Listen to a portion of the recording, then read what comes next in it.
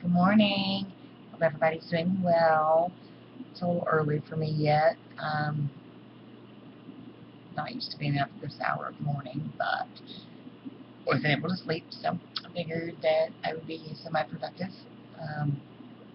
This is day 2 of our witchcraft lessons, if you want to call them lessons.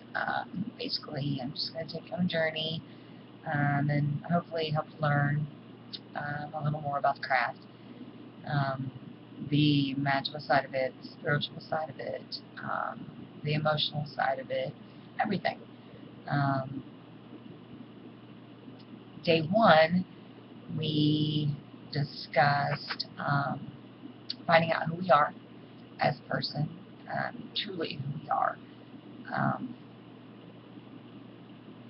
We discussed making 4 lists.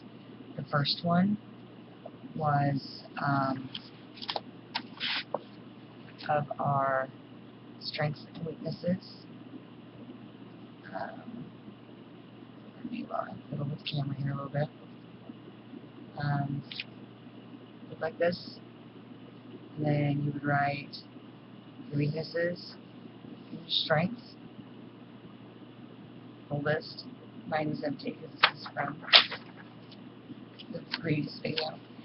And then we did 3 more lists. Each one had 3 columns. Short term, for 1 to 2 years. Medium term, for 5 to 10 years. Long term, 10 to 20 years. We wanted to do our personal goals, professional goals, and social goals. So that's what we did in the first video. And I will put a link to that video down below in the description box. Today, I want to talk about. I have my notes. I'm so sorry. Happens when Cheryl's not awake. It's in here. There it is. Okay. So today, I want to talk to you about the tools that a witch uses. And this includes your altar. There's a lot of tools, actually, that you can have, that you can use. But all of them aren't necessary. You don't have to go out and buy every single tool that you see, other witches use. We don't want you to go out. You don't have to go out and break the bank. But as with most other religions, tools used in witchcraft to aid and enhance your ritual worship. The tools themselves have no power in and of themselves. They do, but they don't. They have powerful symbolic significances, like the wands and the athame are used to direct whatever power you generate or pass through them. So, like, if you're wanting to direct your energy forward, then you would point it forward. Tools are not absolutely necessary to practice the craft. Some tools are nice to have, if for no other reason than to focus our will and our concentration. The basic tools that you want to start with are the elemental tools, which are those tools that represent the 4 elements of life. You have the pentacle for earth. You have the wand, which is for air. The athame, which is for fire. And the chalice, which is for water. Now, the tools you don't have to go out and purposely buy your tools, and even if you do go out and buy them, you don't have to spend a ton of money on them. Look around your house. Many ordinary household items can be used in place of the super expensive witchcraft tools that you can find on many websites. You can even make your own. Make your own tools. Nothing wrong with that. And actually, making your own tools means that you put your own energy signature. Excuse me, right here. Yeah. It's cold outside. When you make your own tools, you put your own personal energy signature into that tool, and it becomes a part of you, and you will tend to work better with things that you make yourself as opposed to things that you buy. Things that you buy you start out with the energy of the person who made it, and then you have the energy of the person who packages it, and the energy of the person who puts it on a truck, and then the truck driver who drives it to its destination, and so on and so forth. My point is that when you buy tools, they go through so many hands, you don't know whose energy is on them. And then when you get them, then you have to cleanse them. And then, like, if I buy a tool, not only do I have to cleanse it, then I have to cleanse my own house, the whole house, because I brought that energy into my house. I could cleanse it outside, but if it's, that's not always possible. Like right now, it's 20 degrees outside. I'm not cleansing any tools out in this cold weather. So be sure to look around your house and see what you can use in place of store-bought items. Now, a pentacle, that's simple. Get a piece of paper, cleanse it so that you get all the energy out of it, and then draw a pentacle on it. Well, wasn't that simple? Your wand, go out in the woods, and look for fallen limbs. It's my belief, and many other witches, that when a limb falls, that is that tree's way of saying, okay, here, you can have this. But you should still ask the trees around, and always leave an offering. Just take out a little like a shot glass full of milk and pour it on the ground, and you always say thank you. But we'll get into that later. But you can get a wand from a small, not necessarily, you don't want a limb that's like, 6 feet long, but if you can find one, the general rule is a wand should be the length of your forearm. So if you can find one, I guess that would be more like a twig, then that's fantastic. Your chalice, go to your cupboard and get a cup. Consecrate it as a ritual tool, and then there's your chalice. Now your acme really needs to be a two-sided blade. Doesn't necessarily have to be, but it should be a how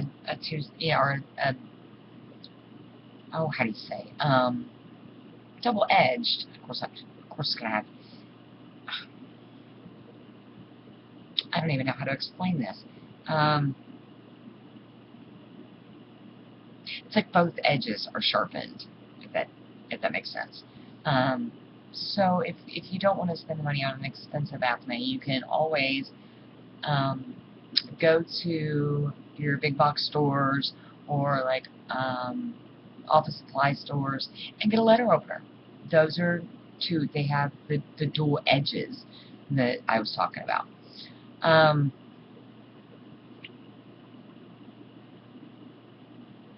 As you collect your tools, even the ones that you collect outside, like for your wands, you should always cleanse them of any negative energies and maybe any past influences. And to cleanse the magical tool, it needs to physically be cleaned. And while you're cleaning it, make sure that you visualize the current energies of the tool evaporating and just dissipating out into the universe. And then once you're satisfied that it's clean, then you need to bury the item in the earth for at least 3 days. And this gives the earth the opportunity to purify your tool. Now, not all tools that you may acquire will be small enough to go out and dig a hole in the ground and bury it. And you may have times like with where I live in southern Indiana. We've just come out of a very, very hard Arctic storm, and our ground is frozen solid. Actually, my dog's wading pool, I have 3 Dobermans, and they actually go out and stand on the water because it's frozen solid. So it may not always be possible that you can go out and dig holes in your yard. You may live in an apartment and you may not have a yard. If that is the case, don't fret. It's not a big deal if you can't bury it in the dirt. Just gather some dirt from outside and consecrate a bowl as a ritual tool, and place the dirt inside the bowl, and place the bowl either on top of the item, in the item. If the item is small enough, you can place it in the bowl, however you want to do that. If using dirt is not something that you feel comfortable with, I know a lot of people have issues with germs. I'm one of those, although dirt doesn't tend to bother me. You can use water, depending on the type of item that you're cleansing. Obviously, you don't want to, if you're using something electrical, like a little potpourri crock pot, obviously you don't want to soak that whole thing in water. So it depends. You can also use air to cleanse, a sage stick. There's various things that you can use to cleanse your items. So if you are going to use water, it is preferred to use natural water. If you have a well, like you don't have city water, if you have a well, that would be considered natural water because it is coming from a direct natural spring on your property. Or, if you have a river or a stream or a creek, some people call it a creek. A creek is what you get in your neck. A creek is body of water. The ocean, a lake, a pond, that's natural water. That's definitely preferred. If you can't use water and you can't use dirt, use some salt. Salt also works. And then just submerge the item for the same amount of time, 3 days. Let's see. Always use common sense when using your items. You don't want to ruin the item. You don't want to cause injury. You don't want to burn your house down. So always use common sense. After you are finished with the cleansing process, then you need to consecrate the tool as a ritual item, and it needs to be consecrated for magical purposes. And then once it's consecrated, it doesn't need to be used for anything else ever again except for magical purposes. And we'll get on to consecration and actual cleansing rituals later on down the road. Some standard tools that are used in witchcraft, you have the athame, which is a traditional ritual dagger. It commonly has a black handle and a steel double-edged blade. Double-edged is what I was trying to think of earlier. Many witches will engrave the handles of their athames or even the blade with magical symbols that are indicative of deities, spirits, or elements as sources of power. It's a tool of command.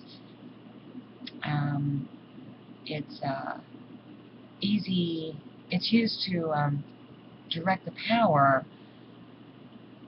that you're passing through it. So the power would come from your body, from here, inside you, through your arm, into the athame, and then out of the edge of the blade. You can use it to cast circles by tracing the circumference of the area. You can use it to charge and consecrate. Charge and consecrate your tools. And it can also be used to banish negative energies. It's never, ever, ever used as a mundane knife. Ever, ever, ever, ever. And it's used strictly for magic. In most traditions, the alchemy is associated with the element of fire. There are some traditions, though, where it represents air.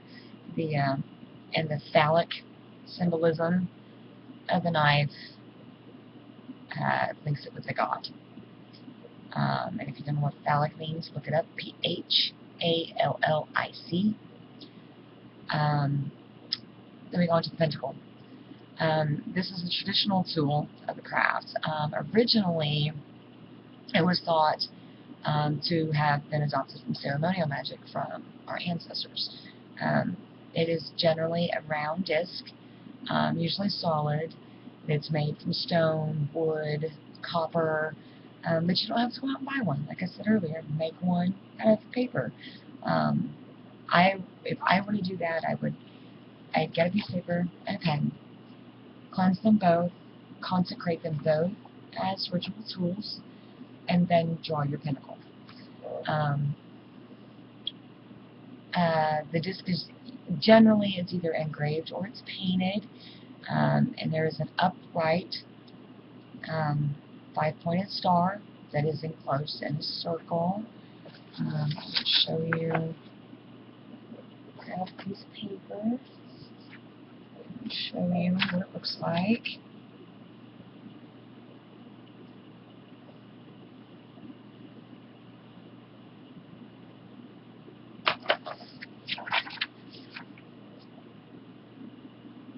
That is a pentacle. This is a pentagram. There is a difference. Pentacle, pentagram. Okay? Symbol for Satanism. Paganism. Satanism. Paganism. I can't stress that enough. I have one, actually, tattooed on my arm. And if I had a nickel for every time I was asked, oh, so you're a Satanist. I'd be a rich woman. I'd also be a rich woman if I had a nickel for every time I heard, oh, so you're Jewish. No. Star of David has 6 points. Oh, it's time for me to wake up. Star of David has 6 points. Pentacle has 5. And it's upright. 1 point up. 1. Okay? 2 points up. Pentagram. 1 point up. Pentacle. Okay?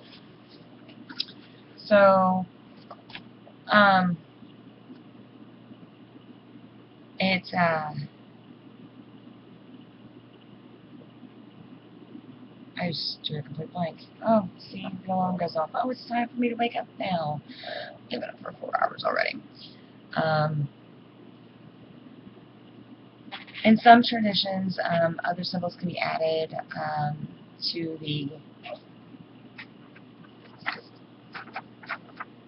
inner portions of the pentacle, which is symbols for deities, planets, elements. There are all sources of power. The pinnacle is generally going to be your centerpiece on your altar if you have one. If you don't have one, it's not a big deal. And you will place, when you want to ritually charge something, when you want to consecrate something, you will put it on your pentacle.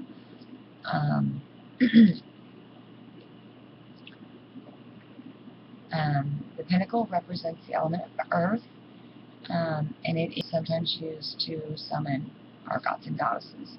The wand, excuse me, I'll take a drink. It's my only vice in life. Diet caffeine-free Coke. I love it. The wand is a prime magical tool of the witch. Traditionally, it's made of wood, Generally, I'm going to say the tree is best. You can use the willow tree.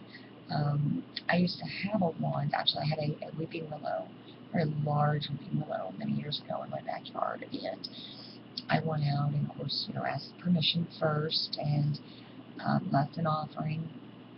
And I took 9 branches, very thin branches, and then I would braid 3 together, braid 3 together, braid 3 together, and then I braided those 3 braids together, and that was my wand.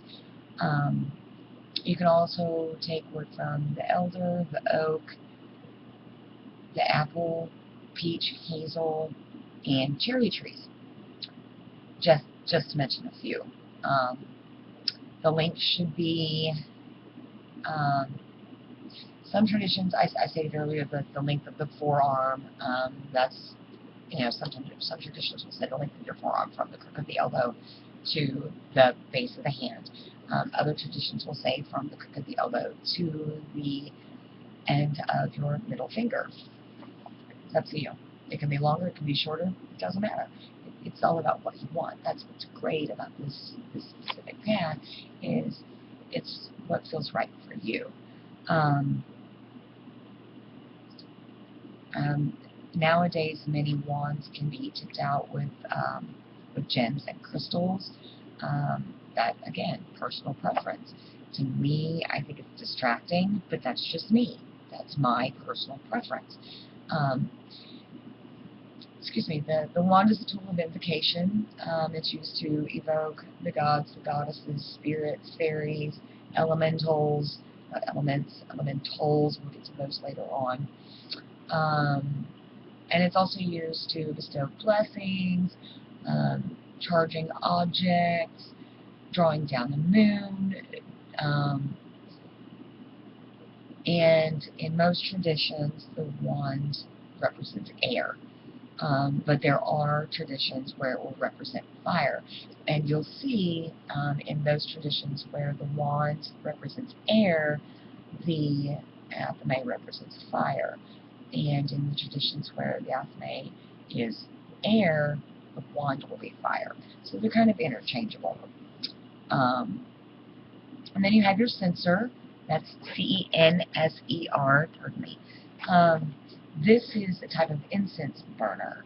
It can be this big, or it can be huge. It just depends on the space that you have available to you to work your magic in and work your rituals in, and it also depends on personal preference. I do not have a censer. I never have. I use stick incense, not cone or powder. I'm too messy for that. I'm very clumsy and I tend to knock things over, so I just use stick incense. In the thing it goes. You'll hear my dog barking. She hears Mommy talking, so she thinks that she needs to talk back. Shush. You can use any kind of censer. You can go out and buy elaborate brass censers, or you can use a bowl filled with salt. That's simple. Place your incense down in it. Next. Censer represents the element of air, and it's normally placed in front of your god and goddess images on your altar. The chalice is one of the 4 elemental tools of witchcraft, and it represents the element of water. It's a symbol of containment and represents the womb of the goddess.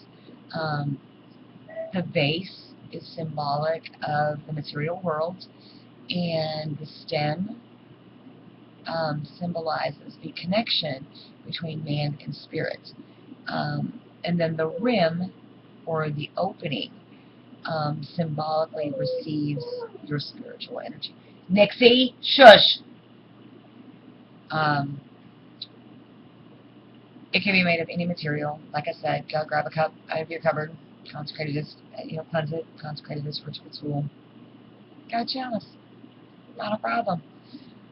Got a red solo cup, use that too. It's fine, doesn't matter. You can even use, I use these little things for painting. See, it's all full of paint. It's just a little 2-ounce cup. You can use that. It's fine. If it's what you got, it's what you got. Use it. Don't gotta spend a lot of money on fancy-dancy chalices. It's not necessary. But in the old days, they were made out of horns, they were made out of shells, they were made out of gourds, gold, silver, stone, various different. And what it was is the witches of the old days used what they had on hand. They were very crafty. No pun intended. Every pun intended. And they were used, and are still used, to hold sacred liquids during your ritual. Whether it's wine, whether it's your juice, whatever it is that you choose to have as your sacred liquid in your rituals. In later times, silver became the trying to get comfortable here. My knees hurt.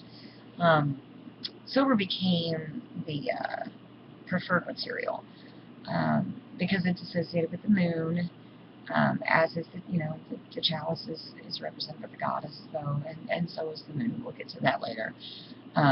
Which is why silver became the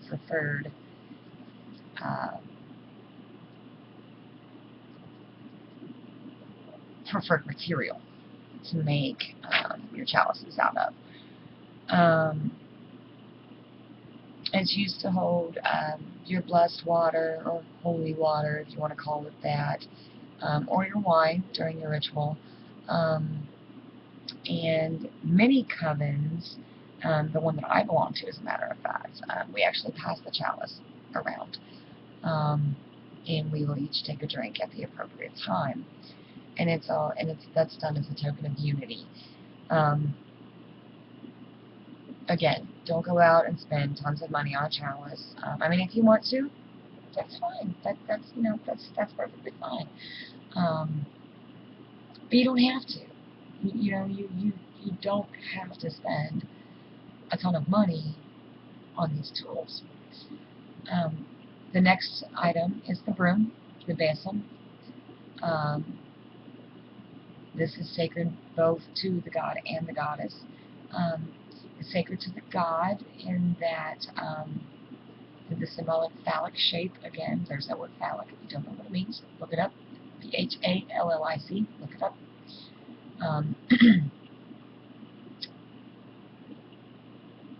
And it is sacred to the goddess through its 3-piece makeup: the stick, the twine, or the binding that holds the brush on. So you have the brush, the binding, and the stick.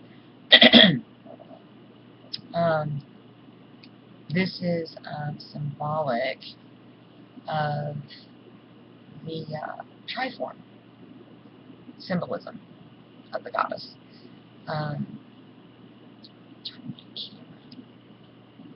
There we go. Now, traditionally, the broom has been made from various different woods. You have ash for the handle, birch twigs would be used for the brush, and then willow for the binding. I'm not comfortable in here. It's either too cold or too hot.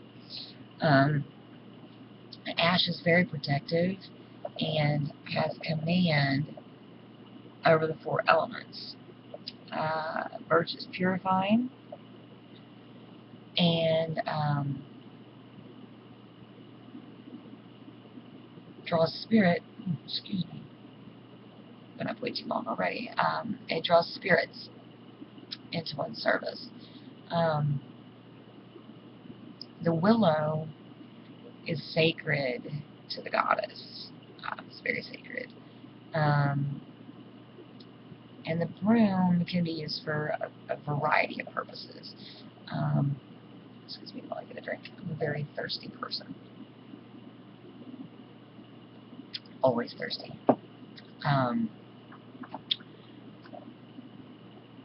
Let's see, you can use the broom to purify your area by sweeping, sweeping motions. Like when you sweep your house, you use the same sweeping motion to sweep away the negative energies.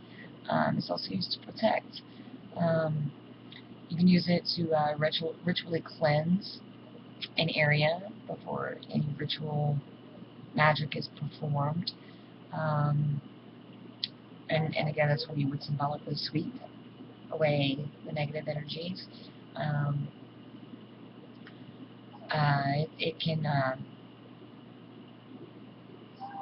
It can also be used to guard your home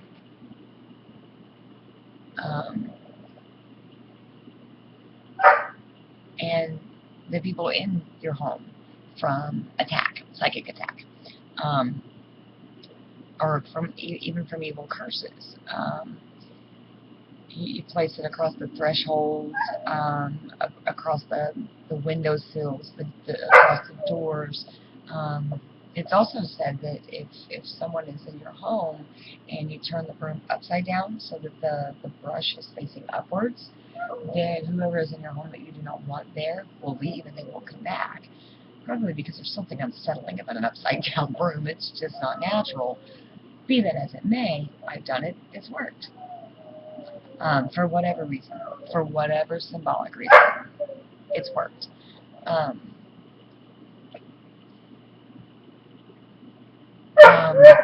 You can place it under your bed, or if you have like a small room, a lot of times you can pick those up really cheap. They're a couple inches long. You can pick them up at like a crafts store, like Joann's, Michael's, AC Moore, Hobby Lobby. You can especially around Halloween and around the fall time, you can pick those up.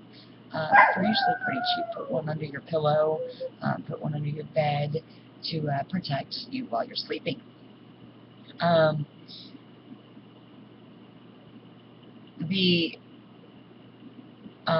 think most recognized symbol of the broom is from the old traditional gypsy marriages. A couple would leap over the broom to ensure fertility and domestic harmony and longevity. And today, pagan hand fastings, which we'll get into later on, also many of them include a broom jump. When my husband and I celebrate our 6th anniversary this year, we're actually going to do a hand fasting, and we will include a broom jump in our hand fasting.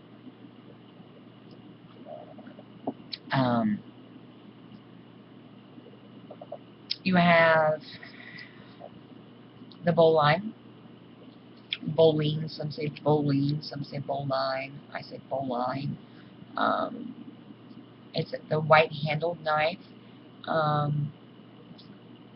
It was generally used for harvesting herbs, and it has a blade that's sickle-shaped. It's round, like this, and then the handle comes down, so it's like a miniature sickle. Generally say it's a mundane knife that's used for cutting and carving, but it has a wide handle so that you can differentiate it from the athame in case your area is dark and you can't necessarily see the blades. You'll be able to see the difference in the handles, so that you don't pick up the wrong one. You can use your bowline to cut herbs, to cut wands, to mark and carve candles, to cut cords.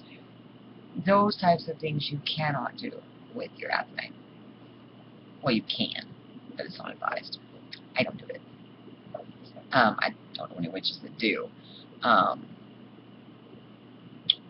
we have our cauldron. And I have the cutest little cauldron.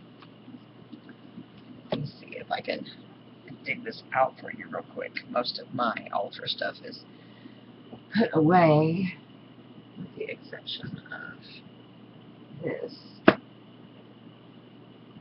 This one's fall down. Oh my goodness. Oh. And this I actually picked up at Gander Mountain. I believe it was. Yes, it was actually. It was at Gander Mountain. Right now it's just, I mean, filled with a lot of clutter, and I'm not overly thrilled with that. Let's jump out of here real quick. Oh, razor blades, that's never good.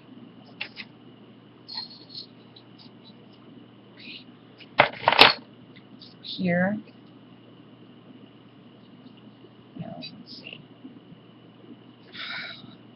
Come on.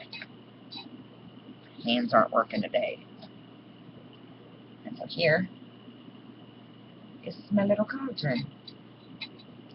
It is cast iron. I don't know if you can hear that.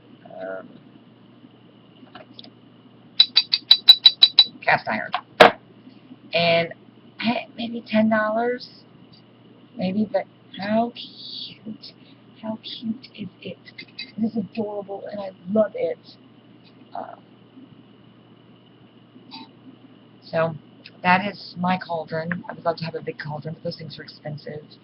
And my husband keeps promising me an outdoor area. And once he makes me an outdoor area, he'll be buying me a cauldron too. A big cauldron. This is the tool that's most associated with a witch, generally, well, besides the broom. You know, you say the word witch, and you think of these old hags that are, you know, standing around boiling and bubbling and brews and whatnot. It is steeped in magical tradition and mystery. This is the container in which transmutation, germination. Oh, I keep getting out of camera. I'm so sorry. It's transmutation, germination, and transformations will take place. Mix. It is also a symbol of the womb of the goddess. And this is where femininity, I think I said that right, femininity, is manifested. Femininity and fertility. Everything is born from the cauldron of the goddess, and afterwards it goes back to it. It is symbolic of the element of water, reincarnation, immortality, and inspiration. It's used as a container for making brews and potions. Not typical, stereotypical. Nixie! I do apologize. She's a very vocal puppy. You can use it for,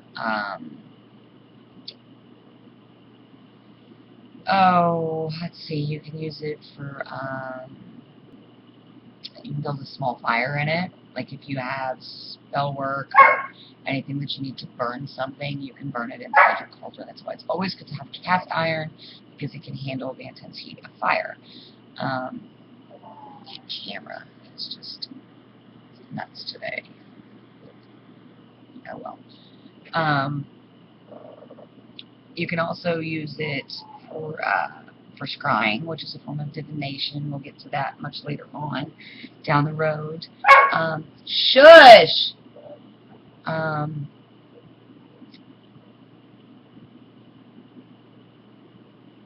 Yeah, traditionally it's made of cast iron. In my opinion, cast iron is best to have. It sits on 3 legs. There's that number 3. We'll learn a lot about numbers later on. Next!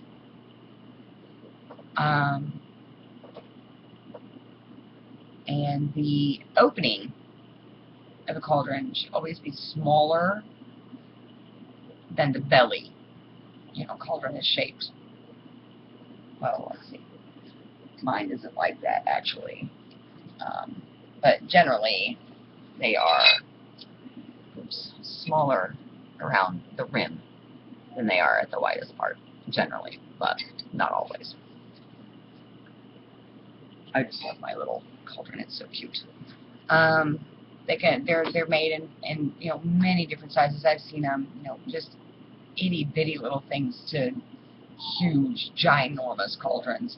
You know, they come in different sizes, different shapes, but they can be expensive, especially if you order off the net. So remember that, you know, they're heavy.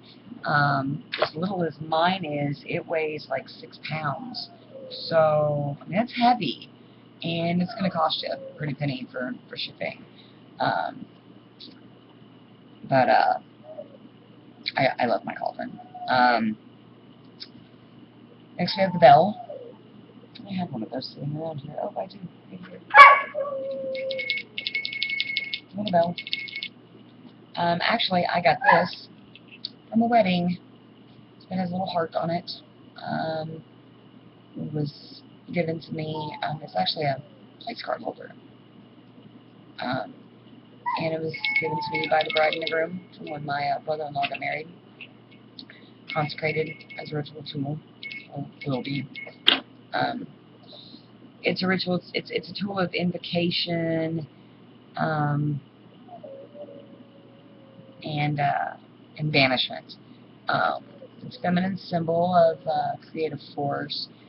It's a symbol of the goddess. You can ring the bell to indicate the start of a ritual by banishing your negative influences. And then it can also be used to invoke the goddess during a ritual. It can be sounded at the 4 quarters of your circle. We'll get into that later. It can be rang at the end of your rituals. It can be used to guard your home. There are so many different uses for the bell. You could Google it, Bing it, whatever. Look it up on the internet, and you know, just look up witchcraft uses of the bell. And you'll find tons of information. Finally, we've got the Book of Shadows. This is the workbook of the witch. This is where you record your ritual guidelines, your invocations, your spells, your runes, your rules of your particular coven or tradition, symbols, poems, chants, anything that may be of use to you during ritual.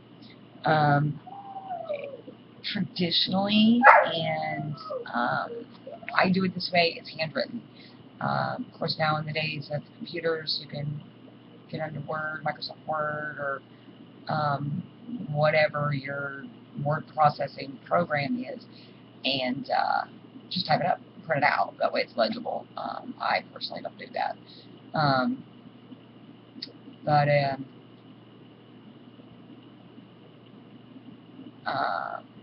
It's very common for new initiates into the craft, and especially into covens, to hand copy their teacher's Book of Shadows.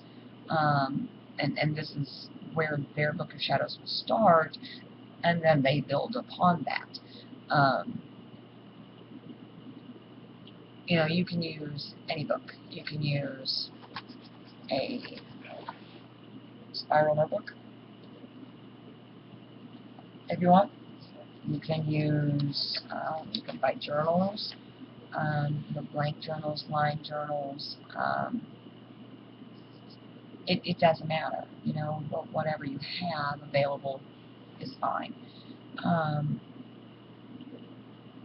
The best kind, in my opinion, okay, my opinion, are the ones that are like loose leaf that you can add to. Like, you can have a 3-ring binder. So I have right here, like this.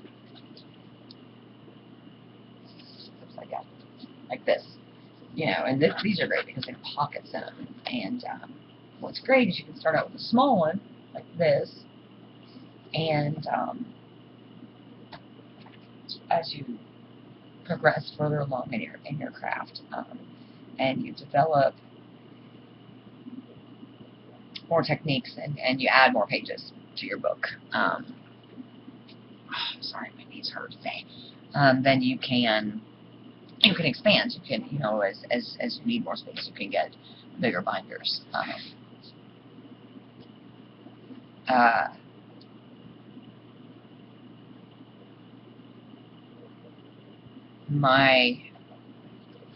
My personal shadows is made of wood. It's 2 pieces of wood, and in the scrapbooking section of your local craft store, even in some big box stores, you can buy the posts that hold scrapbooks together. That's what is used in mine. And then as it gets bigger, you can buy extenders that can make it. You can make your book as big as you want to, basically. And then it has 2 flat. The back is flat, and then the top has a center, you know, a side piece like this that is hooked through and then hinges, so it's put away. But I'll get it out one of these days and show it to you.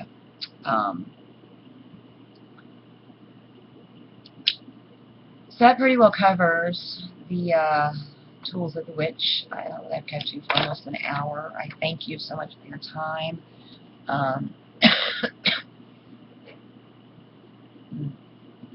Excuse me. I had a dry mouth. I do appreciate you watching. I'm going to do my best. I'm probably going to go ahead and record several more videos today while I have the time.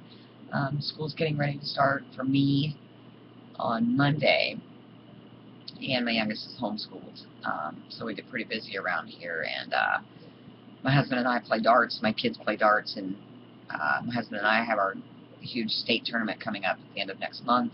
So we're trying to get ready for that, and we've got a dart league that's getting ready to end. So it's pretty busy around here. So I figured today, while I have the time, I'll go ahead and record several more videos. So you'll see me looking exactly the same. Please don't think that this is all I ever wear. It's several videos recorded in one day, but I will schedule them on YouTube to come up each day. If you haven't done so already, hit subscribe. I appreciate it. If you enjoyed the video, if you learned something, give me a thumbs up. Do not leave any nasty comments, because I'll delete them. I'll mark them as spam. I don't need any of that nastiness. I'm here to teach people who care about witchcraft. And if you have any questions, feel free to private message me on YouTube. And we'll see you again soon. Be kind to each other. You never know what battle somebody else is fighting, and you don't want to deal with karma when she comes around if you're not nice. So, have a great day, guys. We'll see you again soon. Bye.